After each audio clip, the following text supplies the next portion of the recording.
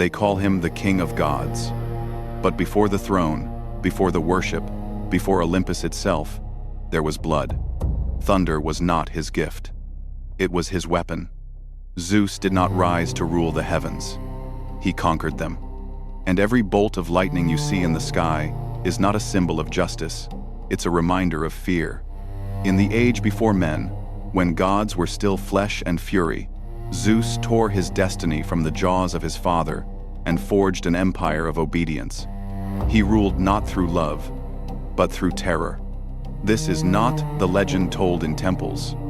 This is the truth of the tyrant king of Olympus, the man behind the god. Before Zeus, there was time, and within time, fear. Cronus, the titan of eternity, ruled the cosmos with hands stained by his father's blood. He had slain Uranus, the god of the sky, to claim the throne of creation. But even as the stars bowed to him, the Titan heard the whisper of prophecy. One day, your own child will do to you what you did to your father. Fear made him ruthless. Every time his wife, Rhea, gave birth, he took the newborn in his hands and swallowed it whole. Hestia, Demeter, Hera, Hades, Poseidon, each life consumed before it could breathe the air of the world. Cronus believed he could devour destiny itself. But fate is not a meal. It waits, patient and invisible, inside the silence of those who still dare to hope. Rhea's heart broke with every scream that echoed through the halls of eternity. She had given life to gods, only to watch them vanish into her husband's endless hunger. But when she became pregnant once more, despair turned into defiance. She fled the throne of the Titans, seeking refuge beneath the shadows of Mount Ida, in the wild lands of Crete. There, hidden within a cave of stone and wind, she gave birth to her last child, Zeus. His first cry shook the mountain. It was said that even the stars flickered when they heard his voice. Knowing Cronus would seek him, Rhea deceived her husband. She wrapped a stone in cloth, placed it in his hands and whispered, "Here is your son." The Titan swallowed the lie, sealing his own fate. Meanwhile, Rhea entrusted the infant to the nymphs of Crete. They hid him deep in the cave, where the air smelled of rain and prophecy. The Curetes' warriors clad in bronze guarded him night and day, clashing their shields together to drown out his cries. Above them, storms gathered. The boy who would one day command thunder was cradled in its sound. Zeus grew in secrecy, nourished by the milk of the divine goat Amalthea. Each day, he watched the sky split with light and wondered if it belonged to him. The storms spoke to him not in words, but in instinct. He learned that power is not inherited, it must be taken. And when he finally gazed upon the horizon of his youth, he no longer saw safety. He saw a throne waiting to be claimed. When Zeus became a man, he descended from the mountain with fire in his veins and thunder in his heart. He sought out Metis, the goddess of cunning, who taught him that victory does not always come from strength, but from deception. Together, they crafted a potion strong enough to shatter eternity, a liquid storm that could force Cronus to release what he had swallowed. Zeus disguised himself as a servant and approached his father's hall. He poured the potion into the Titan's goblet and waited. Cronus drank, and the world began to shake. One by one, the gods burst forth from his stomach, reborn in pain and light. Poseidon rose from the foam, Hades from the shadow, and Hera from the silence of oblivion. For the first time since the dawn of creation, the children of heaven stood free. They looked upon Zeus not as a brother, but as a storm made flesh. He had given them life again. And in return, they gave him loyalty. Beneath a sky blackened by prophecy, the war for the cosmos began. The first war of the gods did not begin with a declaration, it began with a roar. The sound of thunder rolled across the void, echoing through the bones of creation. The Titans stood upon Mount Othrys, their massive forms cloaked in flame and pride. Across the valley, upon the peak of Olympus, Zeus and his siblings prepared for battle. The air between them shimmered with the promise of annihilation. For 10 endless years, the war raged. Mountains were torn from their roots and hurled through the sky like stones from the hands of giants. The oceans boiled, and the stars flickered as the heavens themselves struggled to survive. Zeus's thunderbolts carved scars into the void. Poseidon's trident split the seas, while Hades unleashed the shadows of the underworld upon their father's army. The Titans fought with the strength of eternity itself. Cronus led them with his sickle of time, cutting through the fabric of reality. But Zeus had allies that even the Titans could not overcome. From the depths of Tartarus, he released the Cyclopes' one-eyed giants, masters of the forge. In gratitude, they gifted him weapons that would define the gods: thunder, lightning, and the storm. When Zeus hurled his first thunderbolt, the world changed forever. The sky ignited with light so bright it burned the eyes of immortals. Mountains shattered, oceans split, and the roar of the heavens silenced even the screams of war. Cronus staggered, blinded by his son's fury. For the first time, the Titan who had devoured gods felt the taste of fear. But fear is not surrender. Cronus roared, summoning his brothers Iapetus, Hyperion, Coeus, and Creus. Together, they rose like mountains come to life, hurling the weight of the cosmos against their children. The earth bled fire, rivers boiled into vapor, and the sky itself cracked under the strain. Yet Zeus did not yield. He was not fighting for justice. He was fighting for control. The battle raged from the heights of heaven to the pits of Tartarus. The screams of gods and monsters alike became the new sound of creation. For every Titan that fell, another rose. For every god that bled, another was born from the chaos. The war was no longer about vengeance. It had become something purer, the raw hunger for dominance. At last, Zeus realized that no god could win alone. He sought out new allies, beings older than time itself. Deep within the earth, chained since the dawn of the world, slept the Hecatoncheires, the hundred-handed ones. Zeus shattered their prisons and called them to war. Each strike of their 100 fists was like a storm collapsing upon the Titans. For 3 days and nights, the sky knew no silence. When the hundred-handed hurled mountains like stones, the Titans broke. Cronus's throne cracked. His empire of eternity crumbled to dust. In that moment, the balance of the universe shifted. Time itself bent its knee. The age of the Titans ended, and the reign of Zeus began. The defeated Titans were cast into Tartarus, bound in chains that glowed with divine fire. Zeus stood upon the ashes of the old world, lightning dancing across his skin. His brothers looked upon him, Poseidon silent as the sea, Hades cold as shadow. Together, they divided the universe. The sky to Zeus, the sea to Poseidon, the underworld to Hades. The age of rule had begun. And yet, as Zeus ascended his throne for the first time, he felt no peace. The thunder obeyed him, the world bowed before him, but within his heart lingered a single question, the same one that had haunted his father. Would his children rise against him too? He gazed upon the horizon and realized that power was not freedom. It was a prison built of fear. So began the reign of Zeus, the king of gods, the lord of thunder, and the tyrant of Olympus. His victory had remade the universe, but it had also remade him. He had killed his father to free the world from tyranny, and in doing so, had become the very thing he sought to destroy. The war was over. The smoke of the Titans' downfall still hung above the world like a scar, and in its shadow, Zeus built his throne. The universe, once chaos, now had a ruler, not by birthright, but by conquest. He who had torn the sky apart now sought to bind it to his will. The first days of his reign were silent. No god dared speak above him. No mortal yet existed to pray. Olympus itself seemed to hold its breath. Zeus watched from his throne of cloud and gold, surrounded by storms that never ceased. He believed peace had been won, but what he felt was not peace. It was control, and control demands obedience. He divided the cosmos with his brothers.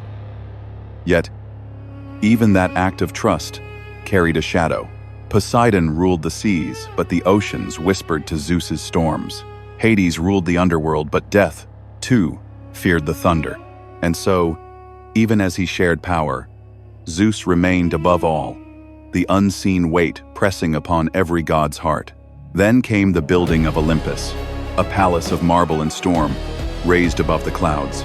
Every column carved with the memory of his victory, every wall humming with the sound of distant thunder. It was said that the mountain itself bent beneath his power, that the stones trembled when his anger stirred. Olympus was not a home, it was a monument to fear. Zeus summoned the gods, his siblings, his children, the newly born immortals, and declared order. The age of chaos was over, he said, but the laws he forged were not born from wisdom, they were born from paranoia. No god was to rise without his blessing, no mortal was to live without his favor, and no one, divine or not, would challenge the King of Heaven again. The Olympians bowed. Even the proud Athena, born from his own mind, spoke his name with reverence. But reverence soon turned to resentment. For every decree Zeus gave, a god lost freedom. And freedom, once tasted, never dies quietly. He took Hera as his queen not from love, but from necessity. Their marriage bound heaven and earth. Yet it was forged in rivalry, not affection. Hera watched him with the patience of a storm waiting to break. She knew what others dared not whisper. The King of Heaven was not eternal peace. He was controlled chaos. Zeus's passions burned like lightning, brief, violent, and impossible to contain. From those flames came gods and heroes. Apollo, Artemis, Hermes, Perseus, Heracles. Each birth was both blessing and threat for every child he sired. The prophecy of rebellion grew louder, echoing in his immortal mind like thunder trapped behind his eyes. His lovers feared him, his children revered and hated him. When thunder rolled, the gods fell silent, for they knew it was not the weather that raged, but their king. Zeus's voice could calm the storm or summon it. His moods shaped the sky itself. He had become both ruler and prisoner of his own creation. And yet, there were moments rare, fleeting, when the tyrant became the sun again. On nights when the wind carried the echo of his father's voice, Zeus would rise from his throne and stare into the darkness above the clouds. He would whisper to himself, as if seeking forgiveness from the silence, "I did what I had to. I saved them. Didn't I?" But the silence never answered. It only watched, for the universe had learned that every savior becomes a ruler, and every ruler becomes a tyrant. Zeus had ended the age of chaos, but in doing so, he had created a new kind of order. One built not on balance, but on fear. And the gods began to whisper. In corners of Olympus, beneath the echo of thunder, they spoke of rebellion softly, carefully, like sparks hidden under ash. They had seen what Zeus had done to his father. They knew what fate awaited a king who ruled through terror. The storm was not over. It had merely changed its master. Dawn found Zeus standing outside the hall, where cloudlight painted the columns in slow, bruised gold. He had not slept. He did not need to. The seam in the sky hovered above Olympus like a thought the world refused to finish. He watched it without summoning the storm. Power, for once, would not be a command. It would be a witness. Hera joined him, wrapped in stillness rather than ceremony. "They are afraid," she said, "not of you, of what you may become to keep what you already have." Zeus did not answer. His hands opened and closed, as if weighing an invisible scepter. "If I loosen, it all unravels," he said. "Or it breathes," Hera murmured. "Robes suffocate when worn as armor." He descended to the mortal world again, not as thunder, but as weather without a name. In a village of stone and smoke, a woman told a child that lightning was the handwriting of the gods. The child asked which god wrote the loudest. The mother hesitated, then said, "The one who remembers us." Zeus felt the answer like a hand placed gently on a blade. He returned to Olympus with ash on his breath. Athena waited beside the long steps. "What did you learn, father?" "That their fear is not of storms," he said, "but of forgetting." "Then give them memory," Athena replied, "and take less obedience." Zeus looked past her to the seam, which now curved like a half-closed eye. That evening, he convened the gods and spoke without thunder. He revoked decrees forged in paranoia, cut knots he had tied only to feel them tighten, and left some matters to the hands of those who lived them. The hall did not cheer. It listened. The marble took the weight differently, as if at last bearing a man and not only a crown. Still, The seam remained. It neither threatened nor healed. It watched. And in its watching, the heavens began to misplace small certainties. Constellations drifted a finger's width. Winds paused between steps. Rain arrived with the scent of oceans that were not near. The world did not break. It blinked. Zeus stood beneath the open dark and spoke to no one. "If I am a wall," he said, "let me be a door." The words did not redeem him. They rearranged him. He felt the storm inside take a seat rather than a sword. Authority remained. Its posture changed. News traveled through Olympus like cautious birds. Fewer punishments, slower lightning. Judgments that listened before they struck. Some gods called it wisdom. Others called it weakness. Spoken fluently. In secret, a few rehearsed ambition in mirrors. Fear does not vanish. It migrates. Zeus felt none of the old triumphs. He felt a cleaner ache, the ache of holding less tightly and discovering that the world did not fall. He walked the colonnades with the thunderbolt unlit, tracing with his thumb the grooves Cyclopean hands had carved. The weapon hummed like a memory that remembered him back. One night, without wind, the seam opened. Not wide, precise. A ring of darkness formed above Olympus, as if someone had lifted a crown from an invisible head and left its shadow hanging in the air. Around the ring, stars brightened to the edge of pain. No thunder answered. Even silence grew quiet. Zeus stepped into the amphitheater of sky with the gods gathered below, their faces lifted like small moons. He did not raise the thunderbolt. He placed it on the marble, carefully, as one sets down a truth too heavy to carry and too honest to throw away. The weapon glowed, then dimmed, becoming only metal and story. The ring pulsed once. A wind descended in a perfect circle, brushing hair and flame without moving them, like a hand learning the shape of a face. The air tasted of iron and rain, of beginnings that did not need permission. Hera closed her eyes. Athena did not. A single bolt descended from the ring, not called, not thrown. It stopped a man's height above the marble and hung there, burning without heat, as if deciding what lightning meant when it chose itself. The gods drew back. Zeus did not. He watched the bolt quiver like a thought trying to become a law. Then the bolt split into strands, 1,000 thin lines of white threading the air like veins in glass. They wove a cage, and then unmade it, wove a crown, and then unbraided it, wove a road, and then dissolved into nothing. The sky rehearsed choices. It rejected all of them. The ring narrowed to a single point, not above Zeus, but slightly to his right, where no throne could claim it. From that point came a sound too small to fear and too true to ignore.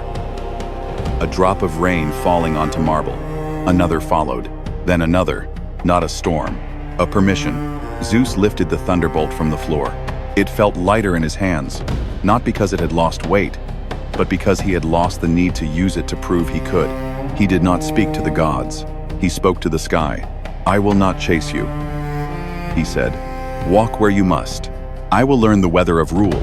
The point of darkness unthreaded into a thin, gentle arc and drifted toward the horizon, like a distant ship leaving with all the names it would not say. The constellations settled into new, almost familiar places. Children in mortal valleys would later swear the sky had moved. Priests would call it heresy. Sailors would call it a new map. In the hush that followed, Zeus turned to leave. He did not dismiss the council. He did not demand a hymn. He walked past his throne and let it stand empty a moment longer than ceremony allowed. The gap did not swallow Olympus. It taught it how to stand. Athena watched him pass, eyes clear and unsmiling. Hera rested a hand on the cold arm of the throne and felt, for the first time in an age, that it was only stone.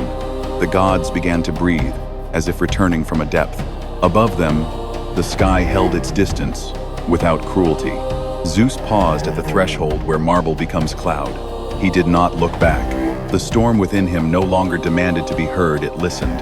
And for the first time, Olympus did not feel like a throne he had to hold, but a sky he could share. Far above, the heavens carried the echo of a question older than gods, whispered not in thunder, but in destiny's voice.